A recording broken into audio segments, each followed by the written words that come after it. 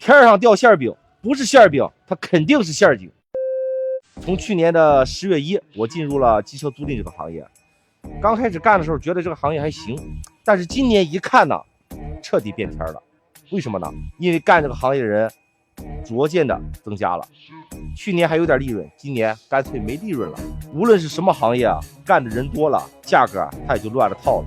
今年看了1个月，烟台的这些租赁同行啊，开始打价格战了。不是说价格战我不能打，我本身呢，我是比较擅长打价格战的。但是吧，做个体这么多年，我又不太想打价格战。但是看了一下，不打真的不行了。既然都不想赚钱了，那我肯定也不能闲着，我会用我的方式，直到搞服你为止。我也不给你俩搞什么9块9，好吧？以后每个月的租车价格都会有浮动。